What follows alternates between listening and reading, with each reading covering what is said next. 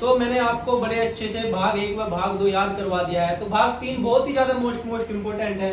तो इसमें क्या करना है, मैं सारे साइड में करता हूँ, मैं अच्छे से आपको यहाँ तक दिख रहा होगा मेरे हिसाब से। तो मैं आपको मौलिक अधिकार पढ़ाता हूँ। देखिए जो मौलिक अधिकार या फंडामेंटल राइट्स हैं, सबसे पहले हम इनके बारे में कुछ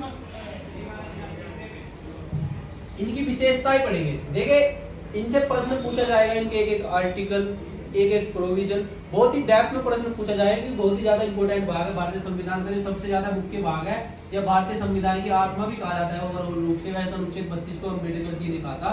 ये 5 स्टार टॉपिक है, इससे आप क्या प्रश्न पूछेंगे। देखिए पहले भारतीय संविधान कितने प्रकार के अधिकार प्रदान करता है, 6 प्रकार के। पहले कितने करता था, 7 प्रकार के करता था। फिर संपत्ति का जो अधिकार है, संपत्ति का अधिकार, इसे क्या कर दिया, खत्म कर दिया गया।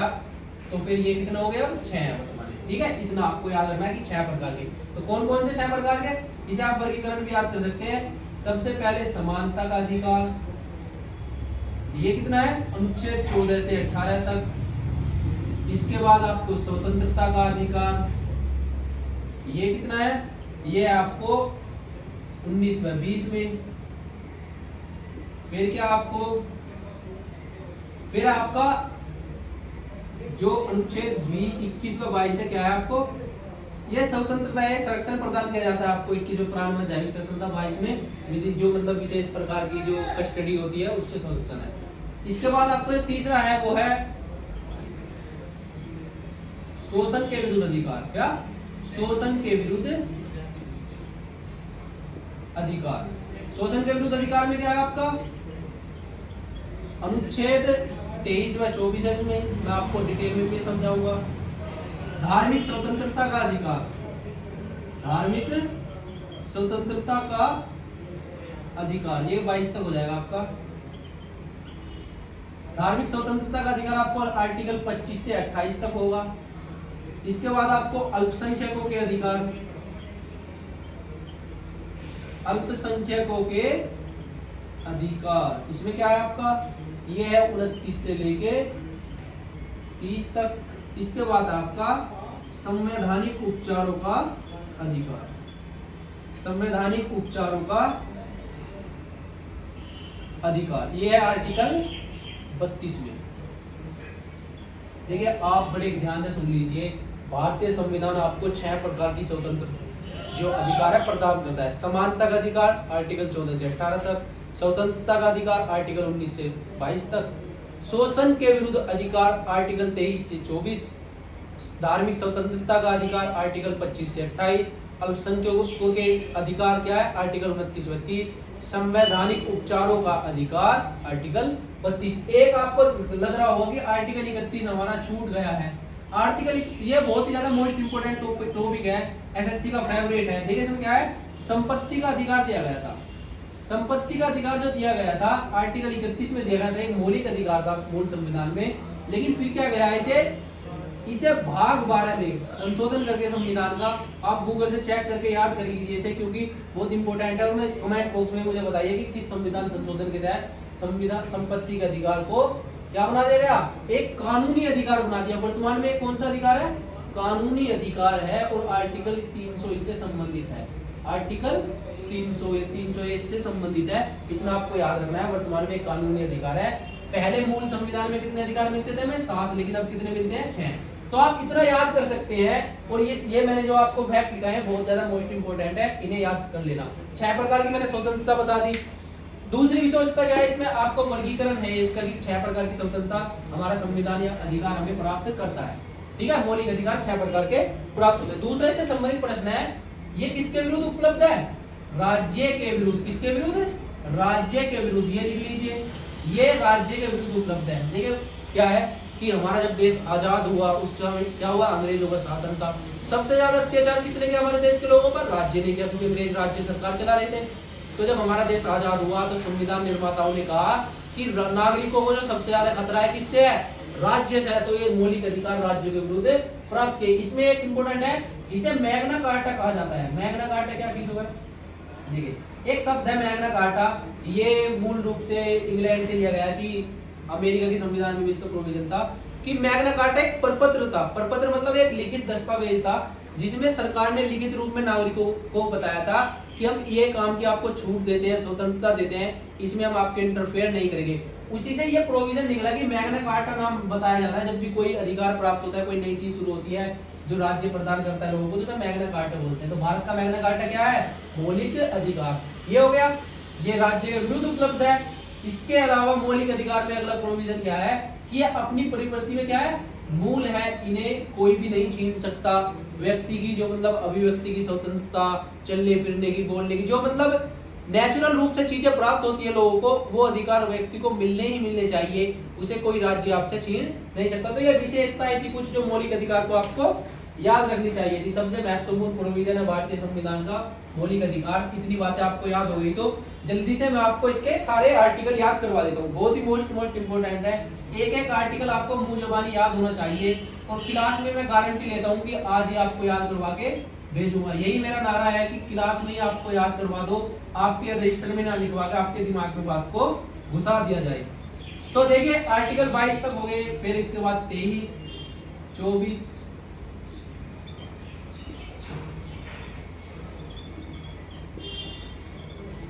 देखिए पहले तो 35 तक है। देखिए आर्टिकल 12 में क्या है? राज्य की परिभाषा। किसकी परिभाषा? राज्य की परिभाषा। मैंने आपको एक विशेषता बताई थी ना इनकी कि ये अधिकार राज्य के विरुद्ध उपलब्ध है। तो राज्य क्या चीज है इसमें डिफाइन किया गया है आर्टिकल 12 में। आपको इतने ज्यादा डेप्थ में जाने की आवश्यकता नहीं कि राज्य बोलते हैं जो केंद्र सरकार कानून बनाती है, राज्य विधानमंडल कोई कार्यपालक अधिकारी कोई आदेश जारी करता है, राष्ट्रपति का अधिदेश जारी होता है, ये सब राज्य आते हैं, मतलब एक ऐसे राज्य कार्य करते हैं। तो आर्टिकल 12 में क्या है? राज्य की परिभाषा। ठीक है। आर्टिकल 13 में क्या है? ठीक है, कोई भी विधि, मैं बता रहा हूं आपको, गौर से सुनिए। विधि की परिभाषा दी गई है एक तो उसमें, और बताया गया है कि विधि मतलब कानून होता है कोई भी ऐसा कानून जो मौलिक अधिकारों का हनन करता है, मौलिक अधिकारों को कम करता है, मौलिक अधिकारों में जो प्रावधान दिए गए हैं उनके विरुद्ध होता है, तो वह क्या माना जाएगा? नल एंड वॉइड माना जाएगा, खत्म माना जाएगा। तो इसमें क्या है? विधि है जो कोई भी कानून है अगर मौलिक अधिकारों के साथ असंगत पाया जाता है तो वह मान्य नहीं होगा। तो आर्टिकल 13 याद हो गया। देखिए ये क्या है? 13 को क्या कहते हैं? ये 13 अधिकार है क्या कि कोई भी ऐसा कानून नहीं मिलेगा। 13 अधिकार मिला है, तुझे अधिकार मिला है राज्य भारत सरकार द्वारा कि कोई भी विधि ऐसी नहीं होगी जो तेरे मौलिक अधिकार को हनन करेगी। तो 13 से 13 याद हो गया। ठीक है। 14 में क्या है? विधि के समक्ष समता। विधि के समक्ष समता। ठीक है, विधि विधि विधि शब्द बार बार आ रहा है। विधि का मतलब कुछ नहीं, कानून होता है। एक तो विधि के समक्ष समता, और एक और इसमें प्रोविजन है विधि का समान संरक्षण। विधि का समान संरक्षण ये क्या चीज होती है? देखिए मैं आपको बड़ी आसान से जल्दी समझा देता हूँ। मतलब देश में रूल ऑफ लॉ है, कानून का शासन है। एबी डाइसी जो बहुत बड़े विद्वान हुए थे उन्होंने एक कॉन्सेप्ट दिया था कि विधि है ना जो कानून है, देश में किसका शासन है? कानून का शासन, ना कि किसी राजा महाराजा का शासन है, ना किसी लोग का शासन है, किसी भी व्यक्ति का। तो कानून का शासन है, कानून के समक्ष सब समान है, चाहे वह झुग्गी झोपड़ी में रहने वाला एक आदमी हो या फिर वह देश का प्रधानमंत्री ही क्यों ना हो, वह सब कानून के समान समक्ष है, समान है। अगर उस पर कोई केस लगता है, कुछ भी होता है, मतलब कोई अमीर हो, गरीब हो, किसी भी जाति से हो, किसी भी धर्म से हो, किसी भी रंग से हो, नस्ल से हो, कानून सबके लिए समान है। तो ये प्रोविजन आर्टिकल 14 में किया गया है। विधि का समान संरक्षण मतलब जो कानून बनाया गया है, जितने भी इसमें संरक्षण दिए जाएंगे आपको कि आपके साथ कोई अपराधी अपराध ना कर दे, आपकी कोई चोरी करी हुई संपत्ति को किस प्रकार पुलिस जब्त करके आपको वापस दिलाएगी, ये जो संरक्षण प्राप्त होगा कानून का, ये आर्टिकल 14 में डिफाइन किया गया है। आर्टिकल 15 क्या है? आर्टिकल 15 में आप याद कर लीजिए RRGLP। ये क्या है?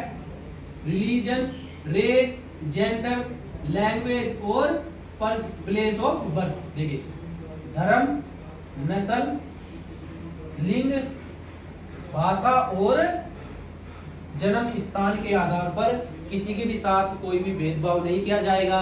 ना तो किसी को कुएं में पानी भरने से रोका जाएगा, ना किसी सार्वजनिक स्थान पे बैठने से रोका जाएगा, ना ही कोई होटल वाला ये बोल सकता है कि आप इस पार्टिकुलर जाति से बिलोंग करते हैं, इस पार्टिकुलर धर्म से बिलोंग करते हैं, मैं अपने होटल में आपको खाना नहीं खिलाऊंगा।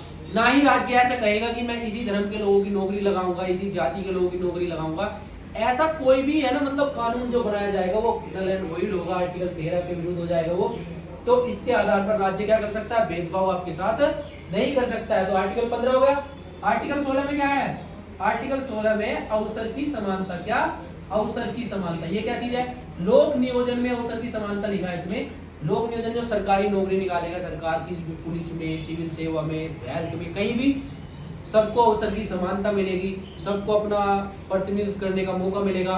राज्य ये नहीं कह सकता कि आपको नहीं मिलेगा। तो आपने कुछ दिमाग में आ रहा हो कि आरक्षण से संबंधित प्रावधान है कि राज्य बोलता है कि मैं तो 10% इसी लूंगा, 27% ओबीसी को ही आरक्षण है, 22% SC ST को है, 10% EWS को है। तो ये तो आर्टिकल 15 के विरुद्ध है। फिर ये कहते हैं, देखिए इसमें ही प्रोविजन किया गया है कि महिलाओं, बच्चों, समाज के पिछड़े वर्ग के लोगों जो समाज की मुख्य धारा से छूट गए हैं, उन्हें इसके साथ जो थोड़ा सा राज्य हेल्प करता है, वो भेदभाव करने के लिए नहीं, बल्कि उन्हें समाज की मुख्य धारा में आपके बराबर लाने के लिए करता है। तो ठीक है, आर्टिकल 15 भी आपको याद होगा, 16 भी।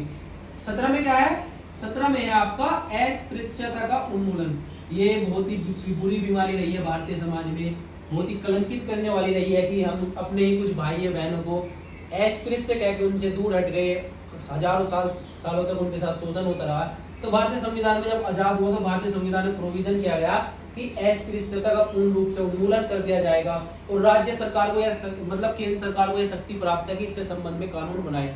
और इससे संबंध में राज्य केंद्र सरकार ने 1955 में, उसके बाद 1976 में, फिर 1979 में राजीव गांधी की सरकार ने काफी कड़े प्रोविजन किए। और यह प्रश्न भी आपको पूछा जा सकता है कि अस्पृश्यता उन्मूलन से संबंधित एक तो 1955 का कानून, एक 1976 का कानून और एक 1989 का कानून है, जो कड़ो प्रोविजन करता है कि अगर कोई आपको, किसी को आप अभद्र शब्द बोलते हैं, जातीय टिप्पणी करते हैं, किसी नस्ल के बारे में कुछ मतलब से अस्पृश्य मानते हैं, तो आपके साथ कड़ी कार्यवाही की जा सकती है आपके विरुद्ध। वैसा ऐसा करना भी नहीं चाहिए, ये तो मानवता के विरुद्ध है। तो अस्पृश्यता का उन्मूलन क्या है, अनुच्छेद 17 में। अनुच्छेद 18 में क्या है, उपाधियों का अंत, क्या है, उपाधियों का अंत। देखिए ये क्या चीज होती है, उपाधियों का अंत मतलब, देखिए पुराने समय में अंग्रेज उपाधि देते थे, जैसे कि रविन्द्रनाथ टैगोर सर को सर की उपाधि दी थी, महात्मा गांधी को महात्मा की उपाधि, या फिर उसके बाद लाला लाजपत राय, मतलब बहुत सारी उपाधियां प्रदान करते थे जो समाज में उन्हें विशेष दर्जा प्रदान करती थी।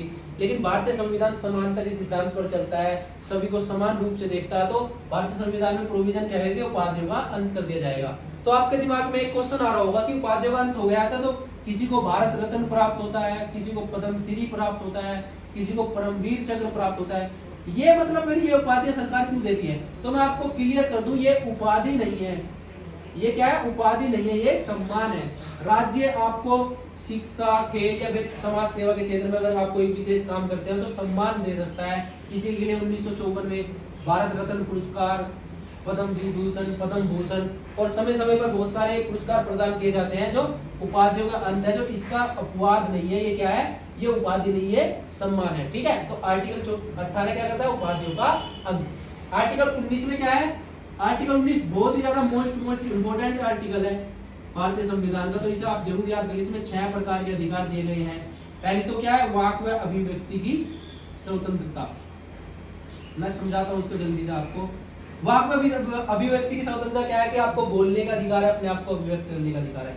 विचरण करने की स्वतंत्रता मतलब आप कहीं भी आ जा सकते हैं, आपको संघ बनाने की, आप एक ग्रुप बना सकते हैं, ग्रुप में आप काम कर सकते हैं, आप कहीं भी व्यापार या वाणिज्य मतलब समागम कर सकते हैं, कि कहीं भी व्यापार कर सकते हैं, कहीं भी आप रह सकते हैं, आवास बना सकते हैं, और एक क्या छूट गया, शांतिपूर्ण आप एकत्र हो सकते हैं। ठीक है, तो मतलब ये 6 प्रकार की स्वतंत्रता प्रदान की जाती है इसमें। वाक व अभिव्यक्ति की स्वतंत्रता, शांतिपूर्ण रूप से सम्मेलन करने की स्वतंत्रता, संघ बनाने की स्वतंत्रता, पूरे देश में विचरण करने की स्वतंत्रता, इसके अलावा क्या, व्यापार करने की स्वतंत्रता और बस जाने की स्वतंत्रता। 6 प्रकार की स्वतंत्रता आर्टिकल 19 में प्राप्त होती है। इसी में आपको एक क्वेश्चन पूछा था, प्रेस की स्वतंत्रता कायम है, प्रेस की स्वतंत्रता भी आर्टिकल 19 के अंतर्गत प्रदान की जाती है। ठीक है, आर्टिकल 20 में क्या है, आर्टिकल 20 में है गिरफ्तारी के संबंध। देखिए आर्टिकल 20 क्या है, गिरफ्तारी के संबंध में संरक्षण, गिरफ्तारी के संबंध में संरक्षण।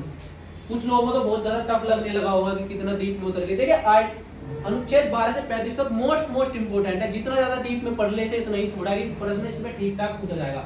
तो गिरफ्तारी के संबंध में कुछ संरक्षण है आपको, जैसे कैसे, देखिए आपको आर्टिकल 1 तो 20(1) है, 1(20)(2) है, 1(20)(3) है। इसमें कुछ प्रोविजन किए गए हैं, जैसे क्या कि किसी भी व्यक्ति को उस कानून के लिए आपको सजा दी जाएगी, आपको तो नहीं दी जानी चाहिए, मतलब जो भी अपराधी है उस समय अगर कोई ऐसा कानून बना दिया गया है जो अपराध है, समझ रहे हो ना, कि उससे जैसे आपने कुछ काम किया और सरकार इसके बाद कानून बना देगी ये अपराध है, आपने तो पहले क्या आपको तो पता नहीं था ऐसा कानून है, उसके बाद आपको सरकार दे देगी, मतलब इसे बोलते हैं पूर्वव्यापी कानून नहीं बनाया जा सकता। जो आपने कृत्य किया है उसके बाद का अगर कोई अपराध है तो माना जाएगा। तो आर्टिकल 20 में ये है।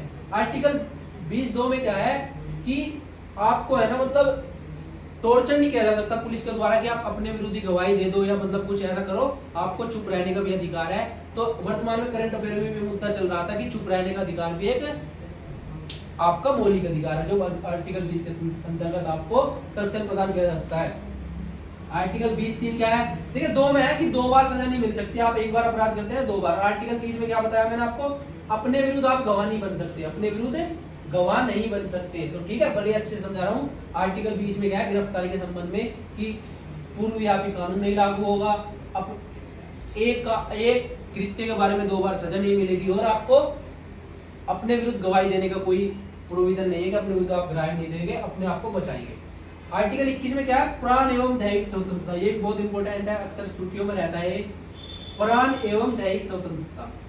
ठीक है, प्राण किसे कहते हैं? जान, मतलब आपके जो मतलब प्राण है शरीर, और दैहिक क्या हो? शरीर। तो मतलब जो सरकार किसी को फांसी भी दे सकती है, ऐसी बात नहीं है। मतलब अगर कानूनी रूप से अगर उसने कोई कृत्य किया है या फिर मतलब उसकी जान ली जा सकती है, लेकिन एक निश्चित प्रक्रिया अपनाई जाएगी। इसमें 2 थ्योरी आते हैं, जैसे कि मतलब प्रोसीजर स्टैब्लिश बाय लॉ। तो मतलब एक कानून के द्वारा एक प्रक्रिया बनाई जाए, उसके आधार पर किसी की जान ले सकती है राज्य सरकार, ऐसे ही किसी को नहीं मार सकती। तो क्या प्राण एवं दैहिक स्वतंत्रता।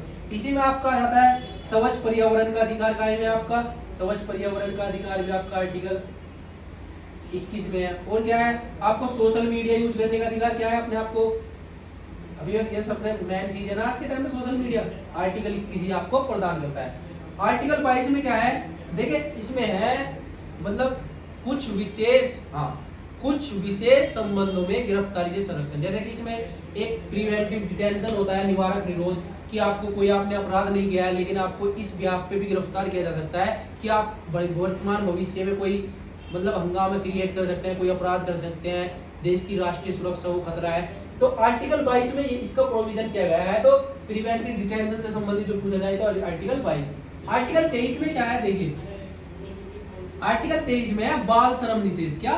बाल श्रम निषेध मतलब कि 14 साल से कम के बच्चों को आप किसी भी ऐसे काम में नहीं लगा सकते जिससे खतरा हो जाए। तंबाकू फैक्ट्री हुई या फिर धातु की फैक्ट्री हुई जिसमें आप उसके स्वास्थ्य को खतरा हो, तो बाल श्रम निषेध करता है। और आर्टिकल 24 में क्या है?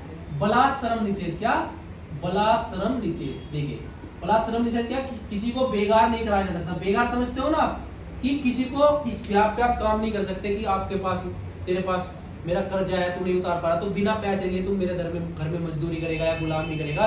तो इसका कौन करता है? आर्टिकल 24 करता है। आपको मैं आर्टिकल 21 से बताना भूल रहा है कि आर्टिकल 21 में है शिक्षा एक मौलिक अधिकार है, शिक्षा का अधिकार। और शिक्षा का अधिकार कौन से संविधान संशोधन द्वारा? 86वें संविधान संशोधन 2002 द्वारा जोड़ा गया, जो पहले आर्टिकल 45 में था राज्य के नीति निर्देशक सिद्धांतों में, लेकिन वर्तमान में इसे क्या कर दिया गया? एक मौलिक अधिकार बना दिया गया। तो 86वें संविधान संशोधन 2002 द्वारा अनुच्छेद 30 में 6 से 14 वर्ष तक के बच्चों को यह अधिकार है कि राज्य उन्हें फ्री में मुफ्त शिक्षा उपलब्ध कराए, ये राज्य का कर्तव्य होगा। तो आर्टिकल 21 में 25 में क्या है? धार्मिक स्वतंत्रता का अधिकार। अपने धर्म को मानने ना मानने, उसको अपने हिसाब से मानने, पूजा अर्चना करने का अधिकार क्या है? आर्टिकल 25 में। आर्टिकल 26 में धार्मिक संबंधों में जो कुछ आपका प्रचार प्रसार इन शब्दों के संबंध में है। आर्टिकल 27 में किसी प्रकार का कर नहीं लगेगा। आप कोई धार्मिक संस्था चलाते हैं अगर, तो उस पर ऐसा करारोपण नहीं लगेगा कि आपको डिमोरलाइज किया जाए। आर्टिकल 28 में ये कि इससे धार्मिक संबंधित कोई संगठन बना सकते हैं, कोई शिक्षण संस्थान चला सकते हैं, जो मतलब जिसमें देखिए आर्टिकल 25 से 28 तक है ना, आप केवल इतना याद रखें कि धार्मिक स्वतंत्रता से संबंधित अधिकार है। ज्यादा आप डीप में जाएंगे तो पिछला भी भूल जाएंगे। पहले आप इसे अच्छे से याद कर लीजिए, उसके बाद डीप में आप पढ़ना। आर्टिकल 29 में 30 में अल्पसंख्यकों के अधिकार है। 29 में क्या है कि अल्पसंख्यकों के अधिकार है, वे अपनी शिक्षण संस्थान चला सकते हैं, अपनी भाषा धर्म जाति, मतलब धर्म जाति तो नहीं, भाषा धर्म इनसे संबंधित जो है ना अधिकार मिले कि उन्हें इस व्याप पे राज्य ये नहीं कह सकता कि आप तो केवल 10 पूरे देश में 10 ही लोग रहते हो तो आपकी भाषा को बोलने का अधिकार नहीं है। ऐसा कुछ नहीं है, कोई भी लोग हो जो अपनी भाषा को बोलने का अधिकार है, अपना पहनावा, अपनी संस्कृति। और आर्टिकल 30 में उन्हें अपने शिक्षण संस्थान जो अल्पसंख्यकों की अलग से शिक्षा है उसके बारे में प्रावधान किया गया है। आर्टिकल 31 मैंने बता ही दिया था कि संपत्ति का अधिकार है जो वर्तमान में खत्म कर दिया गया है और इसे आर्टिकल 300 में ए में डाल दिया गया है कानूनी अधिकार भाग 12 के तहत। आर्टिकल 32 मोस्ट इंपोर्टेंट हो जाता है। आर्टिकल 32 क्या है? संवैधानिक उपचारों का अधिकार। देखिए इसमें क्वेश्चन क्या बनेगा, डॉक्टर भीमराव अम्बेडकर ने किस अनुच्छेद को संविधान की आत्मा कहा? आर्टिकल 32 या फिर इसमें क्या है? संवैधानिक उपचारों का अधिकार। अगर आपके किसी भी मौलिक अधिकार का हनन होता है तो आपको शक्ति प्राप्त है कि आप सुप्रीम कोर्ट की सीधे शरण में जा सकते हैं कि मेरे मौलिक अधिकार का हनन हुआ है तो मुझे न्याय प्रदान किया जाए। तो इसमें क्या करता है सुप्रीम कोर्ट? अगर किसी के साथ ऐसा होता है तो 5 प्रकार की रिट जारी करता है। कितने प्रकार की? 5 प्रकार की रिट जारी करता है। तो आर्टिकल 32 के तहत सुप्रीम कोर्ट को रिट जारी करने का अधिकार प्राप्त है। 5 प्रकार की रिट क्या है? जैसे कि बंदी प्रत्यक्षीकरण, परमादेश, प्रतिषेध, उत्प्रेषण और अधिकार परीक्षा। देखिए ये डायरेक्ट पूछ ली जाएगी 5 प्रकार की रिट आपसे। बंदी प्रत्यक्षीकरण, परमादेश, प्रतिषेध, उत्प्रेक्षण और अधिकार परीक्षा। ज्यादा डीप में नहीं जाऊंगा मैं, इनका समझाने चला गया तो आप पिछला भी भूल बैठोगे। इतना समय आपके पास एग्जाम में नहीं है, लेकिन आप इतना याद कर सकते हैं कि बंदी प्रत्यक्षीकरण, परमादेश, प्रतिषेध, उत्प्रेषण और अधिकार परीक्षा, ये किसमें अधिकार प्राप्त है आपको? आर्टिकल 32 के अंतर्गत प्राप्त है। तो मैंने आपको ये अच्छे समझाया। 33, 34, 35 आपके लिए ज्यादा इंपोर्टेंट नहीं है। अगर आप इन्हें भी याद कर दे तो एलिमिनेशन के माध्यम से उन्हें भी याद कर सकते हैं। मैं जल्दी से रिकॉल करा देता हूँ। आज मैंने आर्टिकल 1 से लेकर 36 तक मतलब 35 तक आपको सारे याद कराए हैं। मैंने पहले आपको भाग पढ़ाए। भाग 10 1 में क्या है? संघर्ष का राज्य क्षेत्र। 2 में क्या है? मेरी नागरिकता मुझे दो। और 3 में क्या है? मौलिक अधिकार। 4 में क्या है? डीपीएसपी में 4 शब्द है तो DPSP directive principle of state policy. 5 में क्या है? 5 मिनट में केंद्र सरकार ठिकाने लगा देगी और कोई गलत काम करेगा। इसी काम को राज्य सरकार 6 मिनट में करेगी तो भाग 6। भाग 7 में दे सकते हैं। इसी काम को संघ शासित प्रदेश 8 मिनट में करेगा। 9 आप क्या कर सकते हो कि पंचायत आपको रोक देगा अगर कोई गलत काम करते हैं तो 9 में पंचायत है। 10 में क्या है? बस जनजातीय क्षेत्र को विशेष प्रावधान हो गई। आर्टिकल 1 में आप जल्दी से रिकॉल कर लेते हैं। आर्टिकल 1 क्या है? सब भारत राज्यों का एक संघ होगा। 2 में क्या है? 2 में है नई राज्य का गठन। 3 में क्या है? नाम परिवर्तन या सीमा में परिवर्तन। 4 में क्या है? संसद को शक्ति। आर्टिकल 5 में क्या है? नागरिकता का प्रावधान 1947 में जब हम आजाद हुए थे। आर्टिकल 6 में क्या है? पाकिस्तान से इंडिया आने वाले लोगों को जो बारे में विशेष प्रावधान किए गए हैं। आर्टिकल 7 में क्या है? 7 रख लेते हैं हम, जो इंडिया से पाकिस्तान चले गए थे दोबारा पाकिस्तान से फिर इंडिया गए। 8 में क्या है? ओसीआई, पीआईओ, ये सब एनआरआई मैंने पढ़ाया था। 9 में क्या है? 9 मतलब आपकी नागरिकता खत्म हो जाएगी अगर आप दूसरे देश की नागरिकता लेते हैं। 10 में क्या है? बस आपकी नागरिकता बनी रहेगी, आप घबराओ मत। 11 में क्या है? एक कानून बनाने की शक्ति किसको प्राप्त है? संसद को। 11 में याद होगा। 12 में क्या है? राज्य की परिभाषा। 13 में क्या है? विधि के मतलब कोई भी ऐसी विधि मान्य नहीं होगी जो मौलिक अधिकार का हनन करती है। 14 में क्या है? विधि के समान संरक्षण, विधि की समाज समता। 15 में क्या है? RRGLP, religion, race, language, LP, place of birth, इन संबंध में आपको कोई भी भेदभाव नहीं किया जाएगा। 16 में क्या है? लोक नियोजन में अवसर की समानता। 17 में क्या है? अस्पृश्यता का उन्मूलन। 18 में क्या है? उपाधियों का अंत। 19 में क्या है? वाक व अभिव्यक्ति की स्वतंत्रता। 6 प्रकार की स्वतंत्रता उसमें मिलती है। 20 में क्या है? गिरफ्तारी के संबंध में विशेष संरक्षण। 21 में क्या है? प्राण एवं दैहिक स्वतंत्रता। 21A में क्या है? 6 से 14 वर्षों के बच्चों को मुफ्त शिक्षा का अधिकार। 22 में क्या है? कुछ विशेष संबंधों में गिरफ्तारी संरक्षण मतलब निवारक निरोध, प्रिवेंटिव डिटेंशन। 23 में क्या है? बाल श्रम निषेध। 24 में क्या है? बलात् श्रम निषेध। 25 में क्या है? धार्मिक स्वतंत्रता का अधिकार। 25 से 28 तक बताया। 29 में अल्पसंख्यकों के अधिकार है। 30 में उनके शिक्षण संस्थान के अधिकार है। 31 में संपत्ति का अधिकार है जो वर्तमान में खत्म कर दिया गया और 32 में संवैधानिक उपचारों का अधिकार।